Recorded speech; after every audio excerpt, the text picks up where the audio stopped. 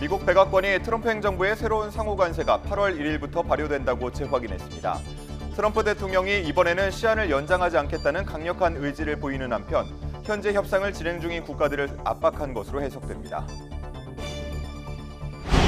올해 초 트럼프 미국 대통령이 취임한 뒤 반년 넘게 우리 경제를 괴롭혀오던 관세 협상이 관세율 15%로 일단락됐습니다. 우리나라는 마스가라는 조선산업협력을 주요 지렛대로 사수했다는 분석입니다. 비상계엄 당시 언론사 단전 단수를 지시한 혐의를 받는 이상민 전 장관이 구속됐습니다. 한덕수 전 총리를 포함한 다른 국무위원들로 수사가 확대될 것으로 보입니다. 윤석열 전 대통령에 대한 체포영장이 재차 발부된 가운데 김건희 특검팀이 오늘 오전 강제 구인을 시도합니다. 특검부가 직접 구치소에 방문해 영장 집행을 지휘하겠다는 계획입니다. 올해 여름 더위로 6월과 7월에는 폭염뿐 아니라 열대야까지 역대급 수준을 기록했는데 기상청은 여름의 절정인 8월에 더위가 더 심해질 수 있다고 내다봤습니다. 시청자 여러분 안녕하십니까? 8월 1일 금요일 뉴스타트 1부 시작합니다. 스콧 벤세트 미 재무장관은 트럼프 대통령이 한국이 매우 좋은 제안을 했는데 조금 더 요구 조건을 올렸다고 말했습니다. 네, 이런 가운데 미국은 멕시코 제품에 대한 관세율을 90일 동안 현행대로 25%로 유지하겠다고 밝혔습니다. 뉴욕 연결해서 자세한 소식 알아보겠습니다. 이승윤 특파원, 벤세트 재무장관이 한미 무역 협상에 대해 긍정적으로 평가했다고요? 네, 그렇습니다. 스콧 벤세트 미 재무장관은 CNBC 방송과의 인터뷰에서 트럼프 대통령이 한국의 통상협상단과 면담할 당시 한국이 매우 좋은 제안을 제시했다고 전했습니다. 이에 트럼프 대통령이 한국의 제안 내용에 요구사항을 조금 더 올렸고 한국은 15%의 상호관세를 받는 것으로 매우 좋은 합의를 이뤘다고 평가했습니다. 이어 한국은 상당한 양의 미국산 에너지를 구입할 것이고 한국의 정부 자원과 민간 기업을 통해 미국에 상당한 규모의 투자를 할 것이라고 덧붙였습니다. 아울러 많은 무역 장벽과 비관세 장벽을 허물었다며 미국은 한국에 더 많은 에너지를 수출하게 될 것이며 미국 농민과 모든 수출업체에도 좋을 것이라고 밝혔습니다.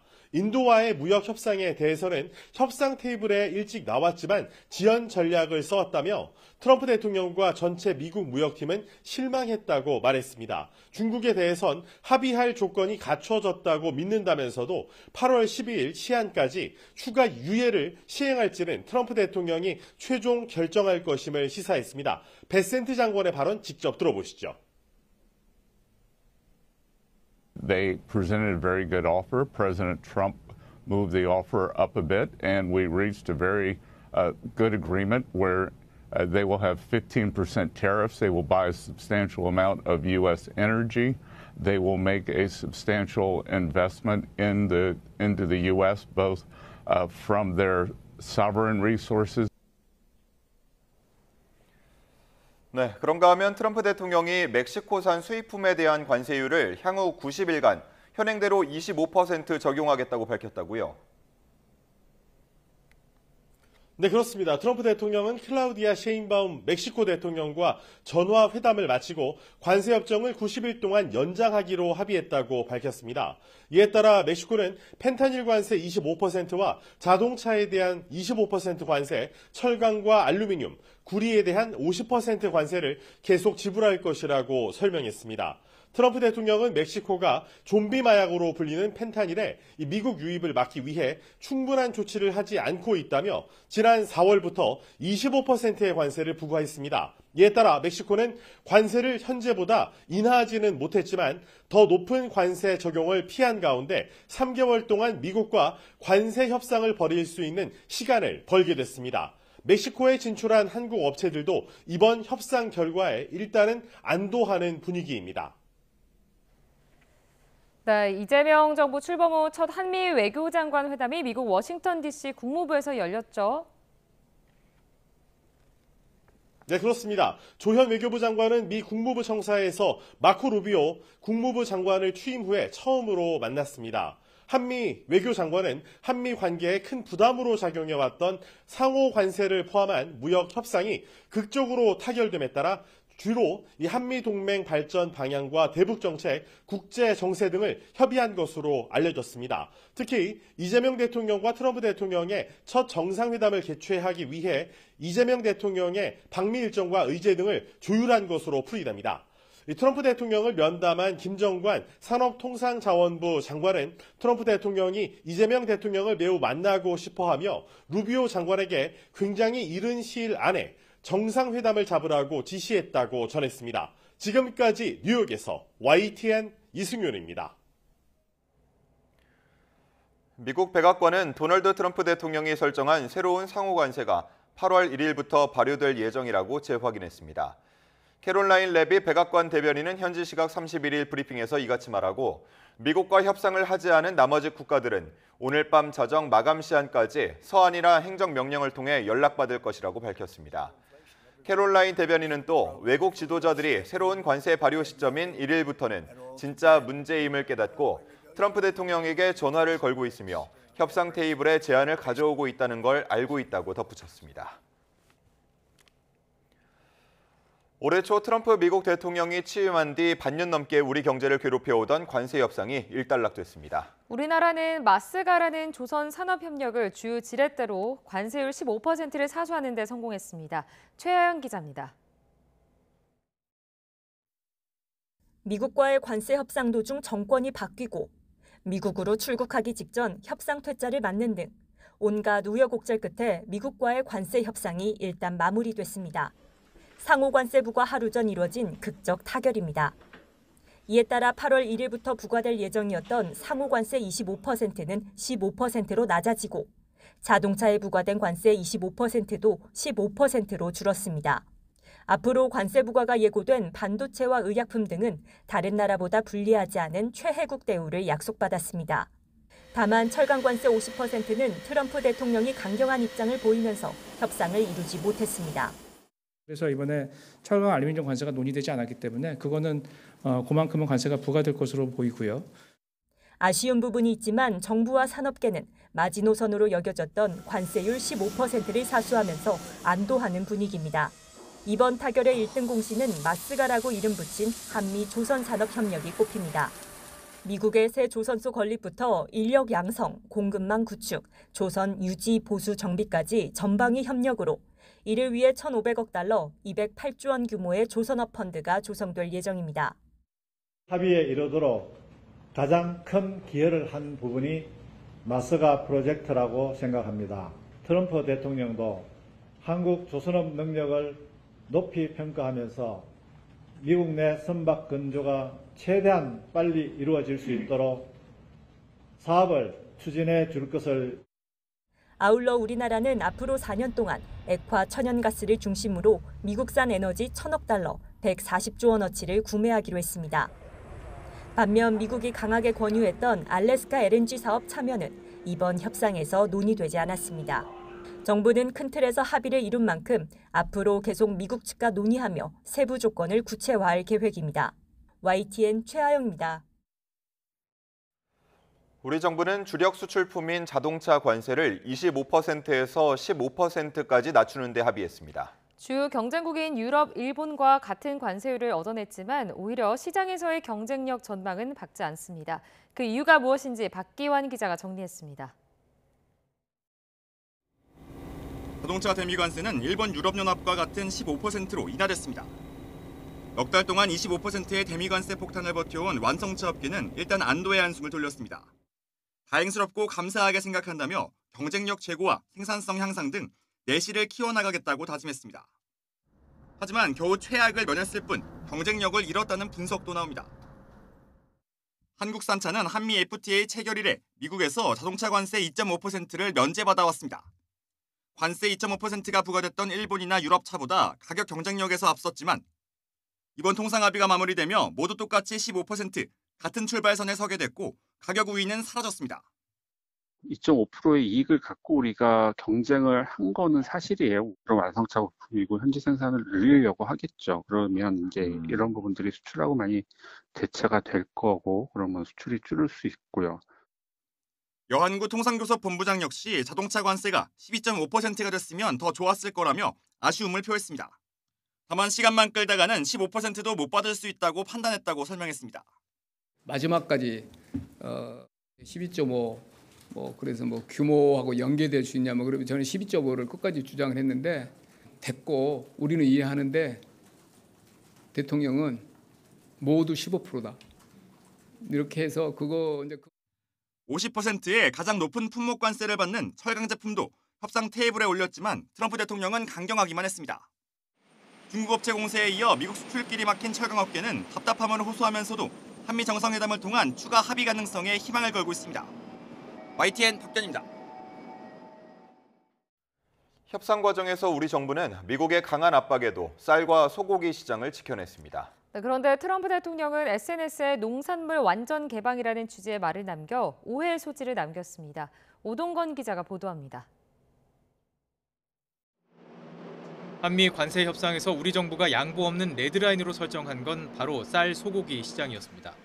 막판까지 미국 측에 강한 압박이 있었던 것으로 알려졌지만 추가 개방은 없었습니다. 우리 협상단의 끈질긴 설명 결과 미측은 우리 농업의 민감성을 이해하고 추가적인 시장 개방은 하지 않는 것으로 합의하였습니다. 여한구 통상교섭본부장은 미국 측에 2008년 광우병 집회 사진을 보여주며 설득했고 새 정부가 출범한 지 50일밖에 안 됐다며 농축성물에 대한 민감성을 설명했다고 밝혔습니다. 이런 상황들을 미국 측도 모니터했고 결국 쌀과 소고기 시장 방어가 가능했다고 설명했습니다. 하지만 트럼프 대통령이 소셜미디어에 한국이 자동차와 트럭, 농산물을 포함한 미국 제품의 완전한 개방에 합의했다고 표현하면서 오해의 여지를 남겼습니다. 우리 정부는 정치 지도자의 표현이라며 농축산물 추가 개방은 없다고 못 박았습니다. 정치 지도자의 이제 표현이시니까 그렇게 이해를 하고 있고요. 결국 중요한 것은 이제 각기 이 협상을 책임진 강요들과 우리가 나눈 대화인데 그 부분에 대해서 아까 제가 말씀드린 대로 우리 이렇게 그 농축산품 부분이 이런 데 대한 논의가 전혀 없고. 한미 FTA로 이미 농산물 시장은 99.7% 개방됐는데 이를 트럼프 대통령이 완벽한 개방으로 언급했다는 설명입니다. 그동안 시장 개방을 반대하며 집회를 이어오던 일부 농축산인 단체는 환영 성명을 내는 등 일단 안심하는 모양새입니다. 하지만 일각에선 민감한 농축산물 주제를 트럼프 대통령이 언급한 만큼 미국 측이 세부 협상 과정에서 무리한 요구를 해올 수 있다는 우려가 이어지고 있습니다. YTN 오동건입니다. 한미 관세 협상에서 지렛대로 거론되던 국방비 증액과 방위비 분담금 문제는 이번에 발표되지 않았습니다. 미국이 요구하는 한미 동맹의 현대화까지 양국의 안보 현안 논의는 예고된 한미 정상회담을 앞두고 본격화할 전망입니다. 나혜인 기자입니다. 트럼프 미국 대통령이 압박했던 국방비 증액이나 미국산 무기 구매 카드는 이번 관세 협상에서 거론되지 않았습니다. 통상과 안보 현안을 망라한 패키지 거래를 시사했지만 협상은 막판으로 갈수록 통상 분야에 집중된 거로 보입니다. 이번 딜은 이제 보시면 이제 러트닉 상무장관이 주가 대세했습니다. 안보나 이런 문제들은 한미 정상회담이기 때문에 그쪽에서 이제 논의가 될 것 같고요. 무역 협상이 타결됐다고 안보 현안까지 해결된 건 아니라는 겁니다. 국방비 증액은 트럼프 대통령이 동맹국을 향해 일관되게 요구해온 사안입니다. 한미 정상회담에서 남은 청구서를 들이밀 경우 이미 막대한 대미 투자 규모를 발표한 우리로선 부담일 수밖에 없습니다. 아마 이것도 미국의 노림수인지 모르겠지만 방위비는 별도로 하나가 되지 않았었습니까? 네. 방위비에 대한 협상을 이번에 갖게 되지 않게 될까? 또 이렇게. 미국이 바라는 한미 동맹 현대화도 곤혹스러운 과제입니다. 한미 연합 방위 체계를 북핵 대응뿐 아니라 중국 견제에 활용하고 싶어하는 미국의 요구가 선명해지는 상황에서 중국과의 관계 역시 무시하기 어렵기 때문입니다. 주한미군 역할 조정이나 방위비 분담, 전시작전 통제권 전환까지 얽힌 복잡한 문제입니다. 이는 정부가 추진하는 남북관계 개선이라는 정치적 현안과도 맞물려 있어 우리가 어떤 카드로 대응할지도 큰 과제가 될 전망입니다. YTN 나혜인입니다. 미국과 유럽연합의 15% 상호 관세를 포함한 무역 합의가 현지 시각 1일 발효됩니다. 하지만 양측의 합의 관련 공동성명 발표도 예상보다 늦어지는 데다 명확하지 않은 부분들이 많아 향후 세부 협상에서 뒤바뀔 가능성도 제기됩니다. 런던 조수연 특파원입니다. 새로 합의한 상호관세 발효를 하루 앞두고 EU는 8월 1일부터 15% 관세율 즉각 이행을 기대한다는 입장을 다시 한번 밝혔습니다. The US has made these commitments. Now it's up to the US to implement them. The ball is in their court. 백악관도 미국의 새 상호관세가 8월 1일부터 발효된다고 재확인했습니다.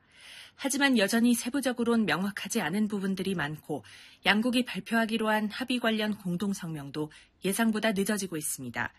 EU 집행위 대변인은 현재 공동성명 마무리 작업 중이며 발표 시점은 1일 이후가 될 수 있다고 전했습니다.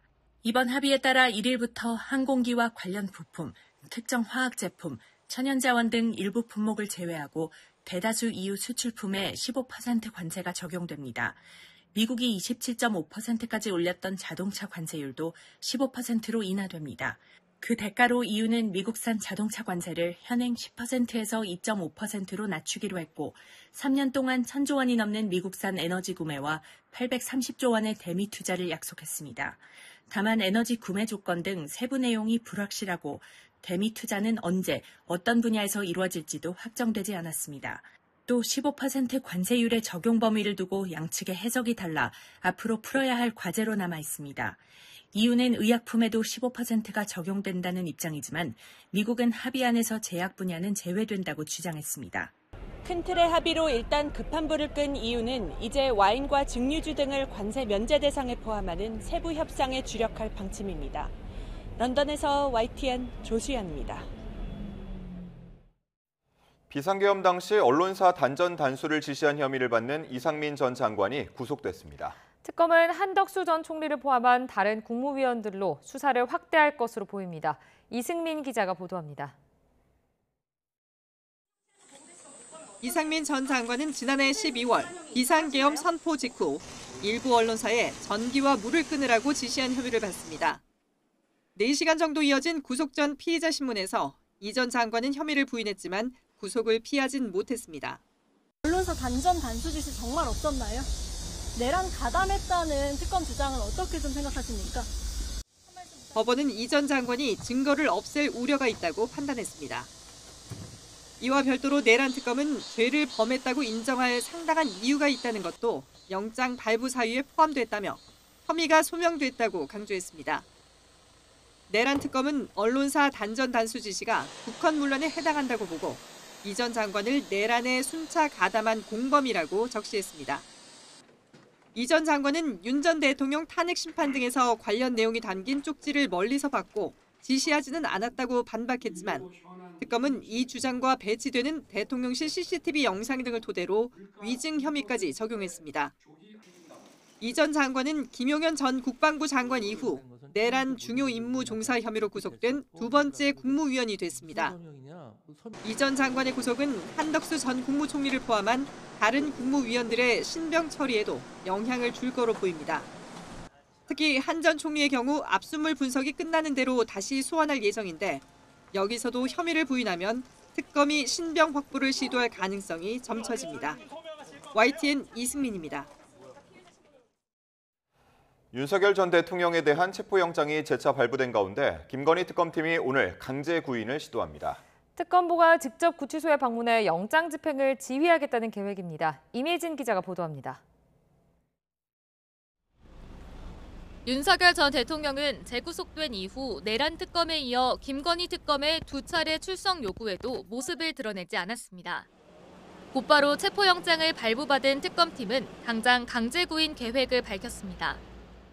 특검은 내일 오전 9시 특검보가 검사 수사관을 대동하고 체포영장을 집행하기 위하여 서울구치소를 방문할 예정입니다.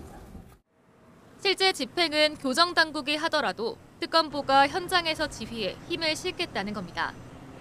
앞서 내란 특검의 강제 구인 시도에서 윤 전 대통령이 완강히 거부하자 교도관이 물리력을 동원하기 난감해해 인치가 불발된 점을 고려한 것으로 풀이됩니다. 윤 전 대통령을 조사실에 강제로 앉힌다 해도 대면 조사가 이뤄질지는 미지수입니다. 윤 전 대통령 측은 영장이 발부되자 기저질환이 악화돼 구치소에 진단서와 소견서 등을 제출하고 외부 진료를 신청했다고 입장문을 공개했습니다. 다만 특검팀은 건강에 대한 의견을 전달받은 바 없고 조사에 차질이 있을 정도의 문제는 없는 것으로 전해들었다며 강행 의지를 보이고 있습니다. 체포영장 기한이 오는 7일까지인 만큼 첫 시도에 실패할 경우 추가 집행을 고려할 것으로 보입니다. YTN 임혜진입니다. 더불어민주당이 서울구치소 관계자를 면담하고 윤석열 전 대통령 건강에 아무 문제가 없다면서 특검의 강제 구인 시도에 힘을 실었습니다. 국민의힘은 관련 언급은 피하면서도 여당이 특검 수사를 부추겨 야당을 탄압한다고 날을 세웠습니다. 강민경 기자입니다. 3대 특검 수사를 지원 사격하겠다며 지도부 중심 특별위원회를 띄운 더불어민주당. 첫 일정으로 서울구치소를 찾아갔습니다. 특검 칼끝의 종착지, 윤석열 전 대통령이 특혜를 받는 건 아닌지 따지겠다는 겁니다. 윤석열이 사실상 변호인 접견을 빙자해서 이 에어컨이 나오는 접견실에서 피서를 즐기면서 이런 법치주의를 거부하고 구치소 관계자들과 마주 앉은 민주당은 윤 전 대통령의 몸 상태부터 독방 환경까지 수감 생활 전반을 꼼꼼히 물었습니다. 특히 건강 문제가 없다는 답변을 끌어내 수사를 거부할 명분이 없다는 논리를 강화했습니다. 수사에 응하지 못할 정도로 건강상의 문제가 있습니까? 현재 수사를 받지 못할 정도로 크게 건강 상태가 악화되지는 않은 것으로 판단이 됩니다만 서울구치소가 변호인 접견 장소로 더 넓은 곳을 제공하는 등 일부 편의를 봐준 의혹이 있다며 더 이상의 특혜는 안 된다고 엄포도 놓았습니다. 국민의힘은 집권 여당이 대놓고 특검 수사를 관리하겠다는 흑막을 드러냈다며 반발했습니다. 최종 목적은 야당 목조르기 아니냐는 의혹도 제기했습니다. 특검 도입의 목적이 진상규명이 아니라 정치 보복 또는 야당 탄압, 경우에 따라서는 야당 말살까지 획책하고 있는 것 아닌가. 국민의힘은 대법원 중형이 확정된 이화영 전 경기도 평화부지사 판결을 뒤집으려 한다면서 여당 의원 10명의 제명안을 제출하는 등 맞불을 놓는 모양새입니다. 다만 윤석열 전 대통령과 직접 연관된 사안에 대해서만큼은 입장 표명을 자제하고 있습니다. 탄핵당한 전직 대통령을 굳이 상기시킬 필요가 없는 데다 전당대회를 앞두고 찬탄, 반탄 경쟁이 불붙은 만큼 굳이 긁어부스럼을 만들지 말자는 난처한 속내가 읽힙니다. YTN 강민경입니다. 윤석열 전 대통령 부부 공천 개입 의혹의 핵심 인물인 명태균 씨가 이틀 연속 특검에 출석합니다.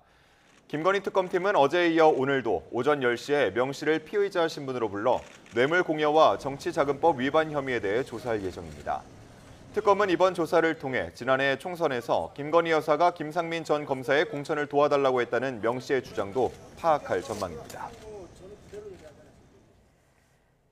건진법사 청탁 의혹으로 구속된 윤영호 전 통일교 세계본부장이 어제 구속 뒤 처음으로 특검 조사를 받았습니다.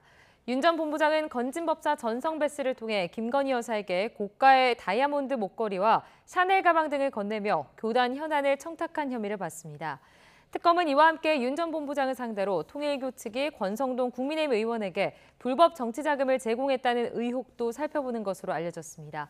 이에 대해 권 의원은 통일교와 금전거래나 청탁 등 어떤 부적절한 관계도 맺은 적이 없다면서 향후 수사 절차에 성실히 임해 결백을 밝히겠다고 반박했습니다. 오늘의 주요 경제 일정입니다. 지난달 우리 수출은 우려에도 불구하고 작년보다 4.3% 증가하면서 한 달 만에 증가세를 회복했습니다. 미국 관세 영향에도 반도체가 사상 최대 실적을 기록하고 자동차 수출도 6월 역대 최대 실적을 달성하면서 전체 수출을 견인했는데요. 7월은 어떤 성적표가 나올지 오늘 오전 9시에 공개됩니다. 국토부가 영업용 이륜차의 교통법규 위반을 줄이고 안전운행을 유도하기 위해 오늘 10월부터 1년간 전면 번호 스티커 부착 시범 사업을 시행합니다. 번호판을 스티커로 전면에도 부착해 식별과 단속을 쉽게 하고 운전자의 경각심을 높이려는 취지인데 오늘부터 2달 동안 위드라이브 모바일 앱에서 5,000명까지 신청을 받습니다. 참여자는 라이딩 가이언즈로 지정해 유상 운송 공제 보험료 1.5% 할인, 엔진오일 무상 교환 또는 전기 이륜차 무상 점검 등 다양한 혜택을 받게 됩니다. 한국주택금융공사가 오늘부터 채무 상환에 어려움을 겪고 있는 고객들의 경제적 회복을 돕기 위해 채무 조정 제도를 운영합니다. 보금자리론, 적격대출 이용 중 원리금 상환에 어려움을 겪는 고객은 1년에 1회씩 최대 5회까지 원금 상환 유예를 신청할 수 있습니다. 네, 이재명 정부의 첫 세제 개편안이 발표됐습니다. 기획재정부는 내년도 세제 개편안 브리핑에서 법인 세율을 4단계인 모든 과표 구간에서 1%포인트씩 인상한다고 밝혔습니다. 이는 법인 세율을 3년 전인 2022년 수준으로 되돌리는 것으로 최고 세율 25%는 과표 기준 3천억 원 이상에 적용됩니다. 법인세 인상은 문재인 정부 첫 해인 2017년 이후 8년 만입니다. 증권 거래 세율은 0.15%에서 0.2%로 상향됩니다. 금융투자소득세가 폐지되면서 지난 3년간 단계적으로 낮춘 증권 거래 세율은 환원했다고 정부는 설명했습니다. 이렇게 증세 기조로 대전환한 올해 세제 개편안에는 일부 감세를 통한 국정과제 지원세제도 담겼는데요. 코스피 5천 공약을 지원하기 위해 고배당 기업 배당소득 분리과세가 시행됩니다. 또 양육비 부담을 덜기 위해 다자녀 가구에 대한 신용카드 소득 공제 한도 상향, 초등 저학년 예체능 학원비 세액 공제도 담겼습니다. 이승은 기자가 취재했습니다. 부동산에 쏠린 돈이 자본시장으로 흐를 정도로 배당 촉진책은 파격적이어야 한다. 부자 감세는 안 된다. 논란 속에 배당소득 분리과세 정부안이 나왔습니다. 배당소득에 대해 14에서 45% 세율인 종합소득세 대상에서 제외하고 더 낮은 세율로 과세하는 제도입니다. 적용 요건은 한 해 전에 비해 현금 배당액이 줄지 않은 기업 가운데 배당 성향이 40% 이상이거나 배당을 늘리려고 노력하는 기업이 대상입니다. 이견이 많았던 적용 세율은 2천만 원 이하 14%, 2천만 원에서 3억 원까지 20%, 3억 원 초과는 35%로 정해졌습니다. 적용 기간은 내년부터 2028년까지 사업연도에 기속되는 배당분입니다. 유사한 세제를 한번 할 때 25%를 한 적도 있는데 너무 대주주들이 받는 혜택이 크다 이런 말씀도 많이 주시고 해가지고 그런 부분을 여러 가지를 감안해서 3억 초과에 대해서는 분리과세 적용 세율을 35%를 했다는 말씀을 드리겠습니다. 또 상호 출자 제한 기업 집단이 투자와 상생협력 지출 등으로 쓰지 않은 소득에 법인세를 20% 추가 과세하는 제도가 있는데 배당을 늘려도 추가 과세하지 않도록 제도를 개편합니다. 양육비 경감을 지원하기 위한 세제도 일부 포함됐습니다. 자녀 수가 많으면 신용카드 공제 한도가 올라갑니다.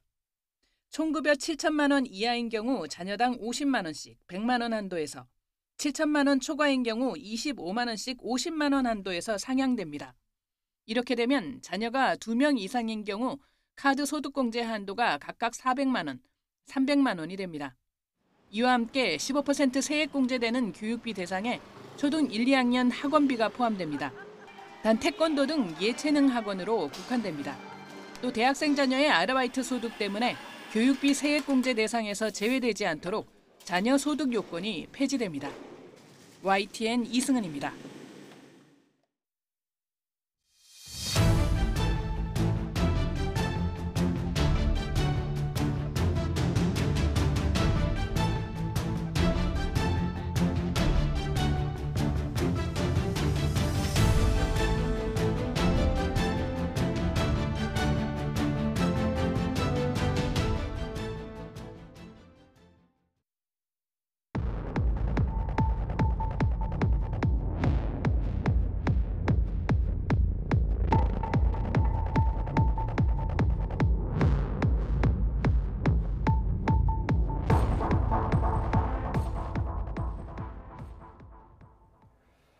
올해 여름은 시작부터 더위의 기세가 만만치 않은데요. 지난 6월과 7월은 폭염뿐 아니라 열대야까지 역대급 수준을 기록했습니다. 네, 기상청은 여름의 절정인 8월에 더위가 더 심해질 수 있다고 내다봤습니다. 정혜윤 기자의 보도입니다. 참기 힘든 가마솥 더위가 기승인 올여름. 초반부터 푹푹 찌는 더위가 찾아오더니 장마가 일찍 끝나며 폭염과 열대야의 기세가 더욱 심해졌습니다. 시민들은 찜통 더위에 6월부터 지치기 시작했습니다. 잠이 안 와요. 잠이 안 와서 에어컨 안 틀면 소파 같은 데를 가야 되고 잠을 새벽에 깨니까 에어컨을 꼭 틀고 자는 것 같아요. 기상청은 올해 6월 1일부터 7월 30일까지 기후 분석 자료를 통해 밤낮 없는 극한 더위가 기록됐다고 밝혔습니다. 일평균 최고 기온과 최저 기온 모두 역대 1위, 전국 폭염일수와 열대야일수는 각각 역대 3위에 달했습니다. 특히 서울은 지난 밤 사이 12일째 열대야가 지속한 가운데 최저 기온이 30도에 육박해 관측 이래 118년 만에 가장 더운 7월 밤으로 기록됐습니다. 7월 한 달 열대야일수는 22일로 종전 최다였던 1994년의 21일을 넘어 역대 1위로 올라섰습니다. 문제는 아직 8월 더위 절정기가 오지 않았다는 겁니다. 기상청과 전문가들은 앞으로 남은 여름 한 달 역시 더위가 만만치 않을 것으로 전망했습니다. 7월보다 8월이 좀 더 기온이 오르고 그때부터가 실질적인 폭염의 기간이라고 8월 달에도 고온의 현상이 나타날 수 있음에 항상 저희가 주의를 하고 위험기상을 분석하고 있으니 8월 같은 경우는 1주와 2주는 평년보다 덥지만 3주와 4주는 평년보다 매우 더울 것으로 예상을 했습니다. 저도 올 여름은 평년보다 매우 무더운 여름이 될 것으로 기상청은 이와 함께 올여름 전국 폭염과 열대야일수가 갈수록 늘어나 역대 1위 기록을 경신할 수 있다고 예상했습니다. YTN 정혜윤입니다. 경기 북부에 내린 폭우로 인한 실종자 한 명이 추가로 발견됐습니다. 가족과 함께 캠핑을 왔다 실종된 40대 여성으로 확인됐는데요. 현장에서는 남은 실종자 한 명을 찾기 위한 수색 작업이 계속되고 있습니다. 최민기 기자가 보도합니다. 경기 북부 폭우로 인한 실종자를 찾기 위한 수색 현장에서 신원 미상의 시신 한 구가 발견됐습니다.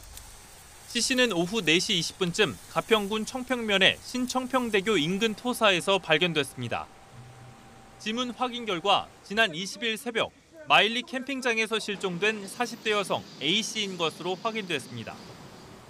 당시 A씨 일가족 4명은 캠핑장에서 글램핑을 하던 중 산사태가 나면서 토사와 급류에 휩쓸린 것으로 알려졌습니다. 가족 중 고등학생인 큰아들은 부상을 입고 구조됐지만 A씨 부부와 중학생인 둘째 아들은 실종됐는데 결국 3명 모두 숨진 채 발견됐습니다. A씨 신원이 확인되면서 경기 북부 지역 폭우로 인한 사망자는 7명으로 늘었습니다. 남은 실종자는 1명으로 덕현리 강변에서 급류에 휩쓸린 50대 남성입니다. 당국은 수색 범위를 넓혀가며 마지막 실종자까지 가족 품에 돌려주기 위해 총력을 다하고 있습니다. YTN 최민기입니다.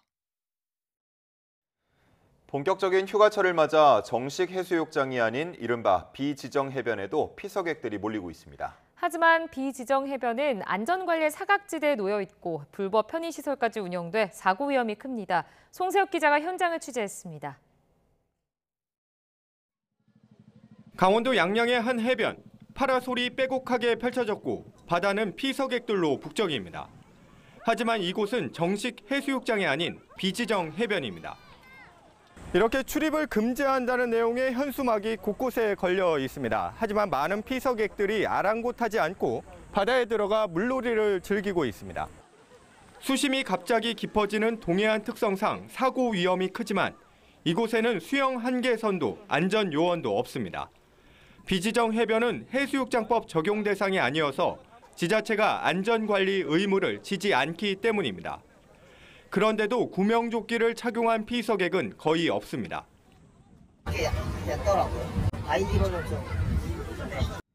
안전대책은 없지만 상업행위는 해수욕장처럼 버젓이 이루어지고 있습니다.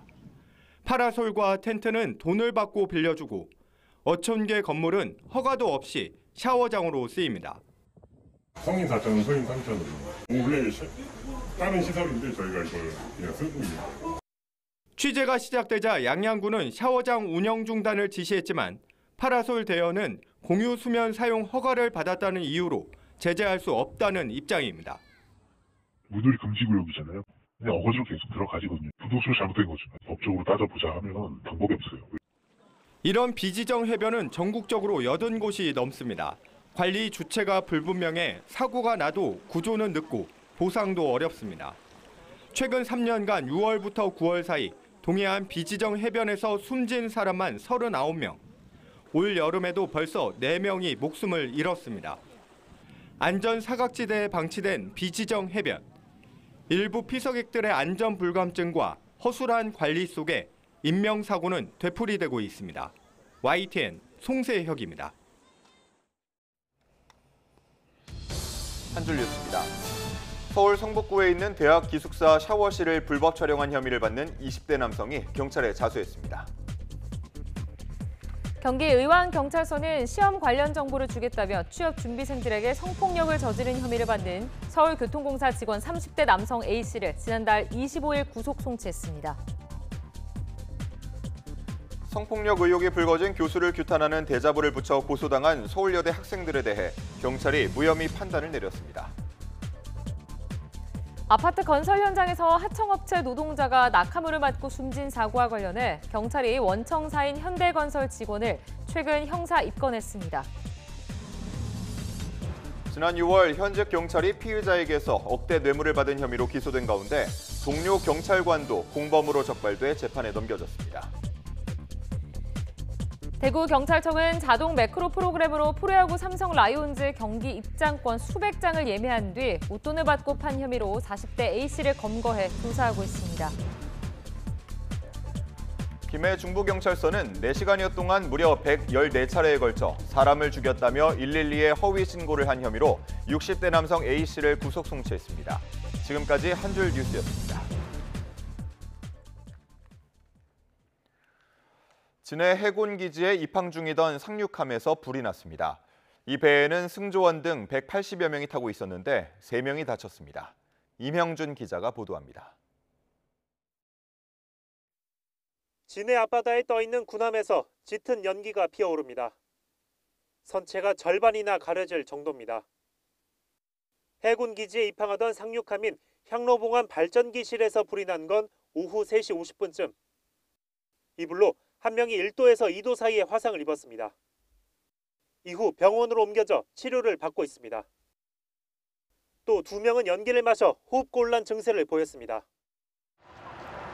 향로봉암엔 180여 명이 타고 있었던 것으로 알려졌습니다. 이 가운데 함장과 도선사 2명을 제외한 모든 장병은 배에서 나와 대피했습니다. 불이 난 군함을 항구에 정박한 해군은 모든 전력을 동원해 화재 진압에 나섰습니다. 민간 소방도 인력과 장비를 동원해 진화를 도왔습니다. 화재가 발생한 향로봉암은 지난 1999년 건조된 2600톤급 상륙함으로 지난 2023년 한미 해군 해병대 연합 상륙훈련인 쌍용훈련에 참여했습니다. YTN 임영준입니다.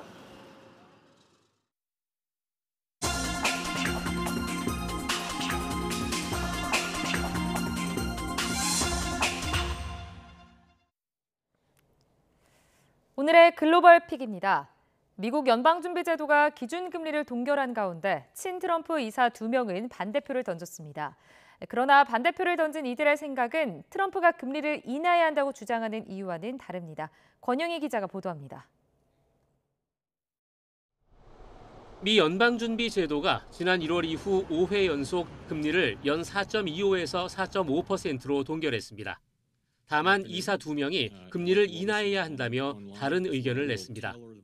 연준은 일반적으로 만장일치로 금리를 결정하는데 2명이 넘는 이사가 다른 목소리를 낸 건 1993년 이후 32년 만입니다. At least in my position as investors, professional investors, that think the Fed should begin cutting. But we think that there's a number of reasons that the Fed should be thinking about cutting.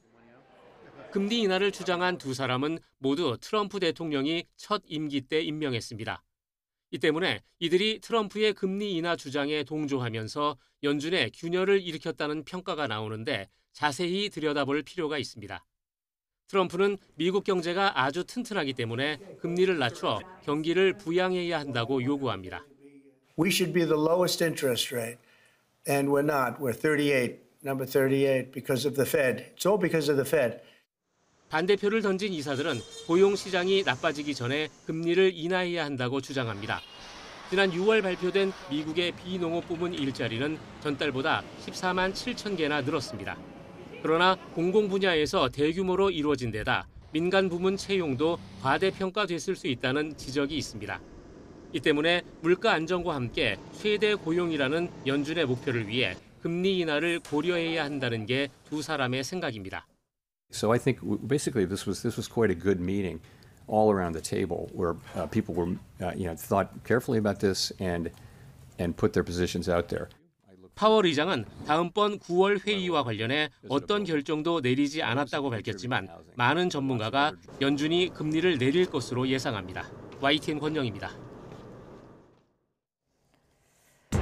중국 베이징시는 지난 23일부터 일주일 동안 폭우가 내려 40명 넘는 사망자가 나왔다고 밝혔습니다. 샤린마오 베이징시 상무부시장은 브리핑에서 23일부터 29일 사이 베이징에 쏟아진 폭우로 모두 44명이 숨지고 9명이 실종됐다고 발표했는데요. 폭우 피해는 외곽 산간 지역인 화이러우구, 옌칭구, 폰도구 등에 집중됐고 특히 미원구의 한 노인 돌봄 시설에서만 31명이 숨진 것으로 파악됐습니다.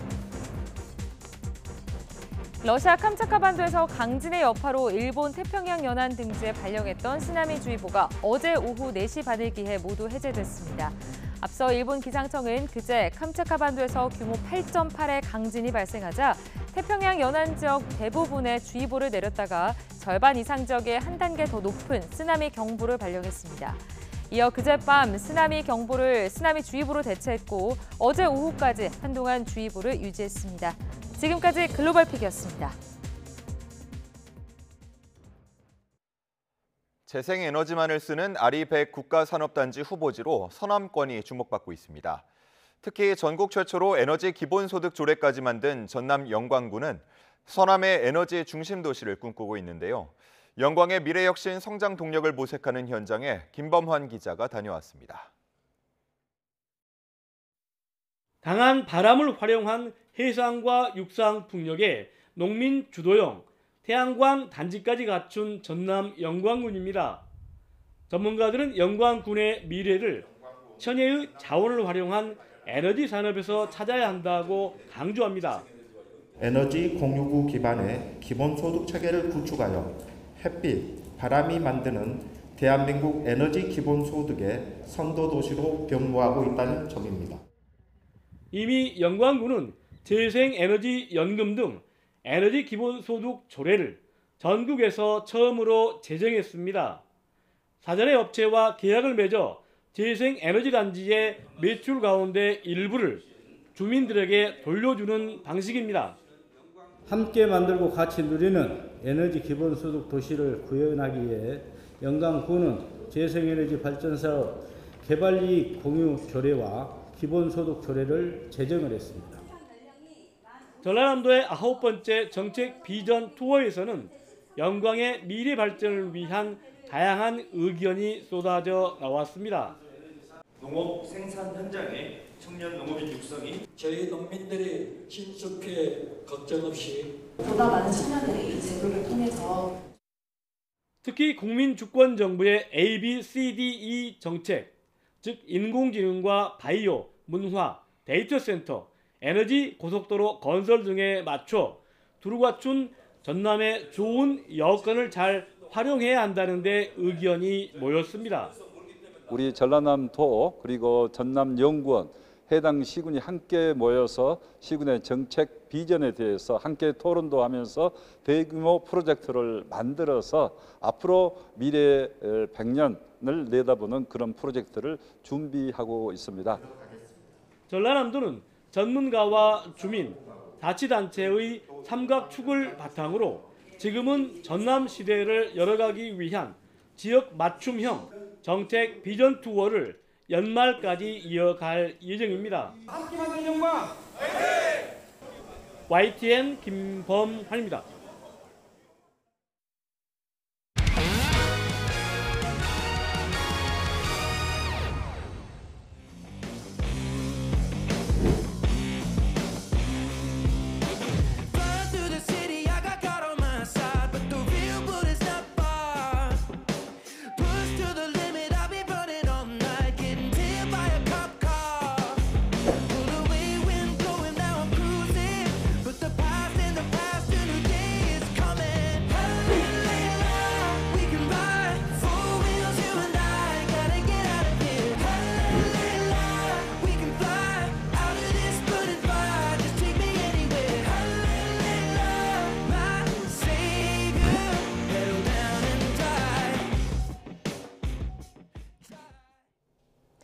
8월의 첫날인 오늘도 폭염의 기세는 여전하겠습니다. 전국 대부분 지역에 폭염 경보가 이어지는 가운데 밤사이에도 열기가 충분히 식지 못한 곳이 많은데요. 현재 기온 살펴보면 서울이 28도, 포항은 26.2도를 보이고 있고요. 낮 기온도 보시면 서울 36도, 전주와 대구도 36도까지 오르겠습니다. 오늘은 대부분 하늘에 가끔 구름만 많이 지나겠습니다. 다만 강원 북부 산간에는 한때 소나기가 지나겠고요. 그 밖의 지역은 낮 동안 자외선과 오존이 강하겠습니다. 또 서해안과 남해안, 제주 해안에서는 너울성 파도가 높게 일겠습니다. 이번 주말 동안에도 폭염은 계속될 전망입니다. 날씨였습니다. 이상으로 뉴스타트 1부 마칩니다. 함께해 주신 여러분 고맙습니다.